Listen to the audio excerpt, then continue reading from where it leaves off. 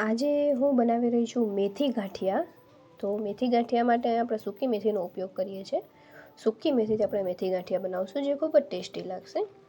અને સેવ મોરા ગાંઠિયા ખાઈને જો કંટાળી ગયા હોઈએ તો આ સ્વાદ થોડો ચેન્જ થશે અને મેથી ગાંઠિયા ઓછી મહેનતમાં ખૂબ ટેસ્ટી બનશે. તો બનાવવાની શરૂ કરીએ.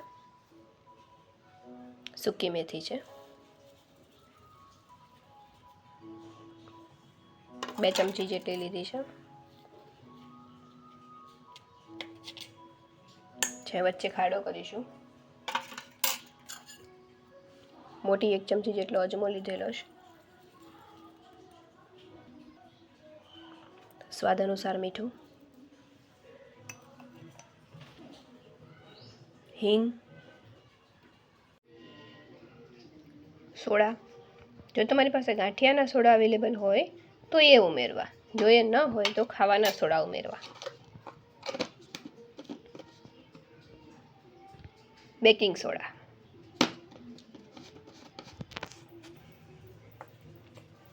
હવે આ બધું સારી રીતે મિક્સ કરી લઈશું.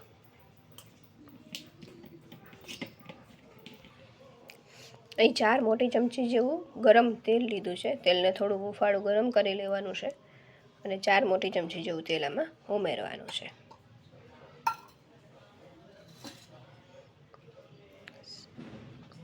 એની ઉપર થોડું પાણી ઉમેરવાનું છે અને આવા લોટને આપણે સારી રીતે બાંધવાનો છે. અહીંયા આપણો લોટ આ રીતે બંધાય પછી એમાં થોડું પાણી નાખી અને કૂણો કરી અને એને સારી રીતે આપણે મસળી લેવાનો છે. તો અહીંયા આપણે સારી રીતે તાસરાને પકડી રાખી અને આ રીતે લોટની માલિશ કરવાની છે જ્યાં સુધી લોટનો કલર થોડો બદલાય નહીં ત્યાં સુધી.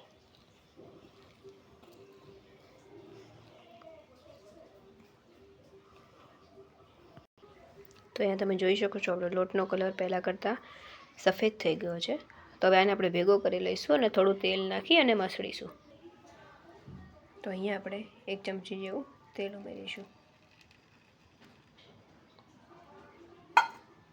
અને એને સારી રીતે મસળી લઈશું. તો અહીંયા આપણો લોટ એકદમ રેડી છે. લોટની ઉપર થોડું પાણી લગાવીને રાખી દેવાનું છે જેથી લોટ સુકાય નહીં આપણો. અને હવે આપણે તેલ ગરમ કરવા મૂકી દીધું છે. સંચાની તૈયારી કરીએ. તો મેં અહીંયા આ રીતે પિત્તળનો સંચો લઈ લીધો છે અને એની અંદર આપણે ફિટ કરીશું આ ગાંઠિયાની જારી. તો આને આપણે તેલવાળી કરી અને સંચામાં ફિટ કરી લઈશું. તૈયાર છે આપણો સંચો. તો હવે આપણે એને ફિટ કરી લઈશું. તો અહીંયા આપણું તેલ ગરમ થઈ ગયું છે. હવે આપણે એમાં ગાંઠિયા પાડી લઈશું. તો અહીંયા આપણે ગાંઠિયાને મીડિયમ ફ્લેમ પર તળાવવા દેવાના છે.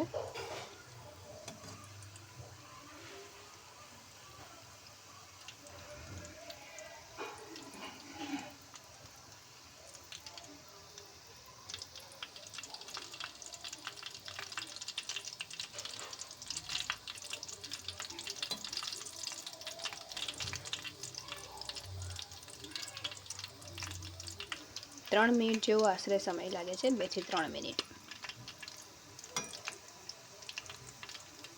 એકદમ પોચા અને સોફ્ટ આપણા ગાંઠિયા તૈયાર થશે. માર્કેટ સ્ટાઇલ બજાર જેવા જ આપણા ગાંઠિયા તૈયાર થશે. તો અહીંયા તમને તેલમાં ગાંઠિયા થોડા કડક લાગશે ત્યારે આપણા ગાંઠિયા તળાઈ ગયા છે એ રીતે સમજી અને ગાંઠિયાને કાઢી લેવા.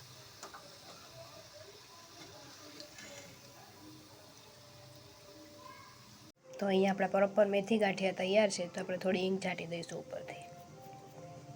તૈયાર છે આપણા મેથી ગાંઠિયા.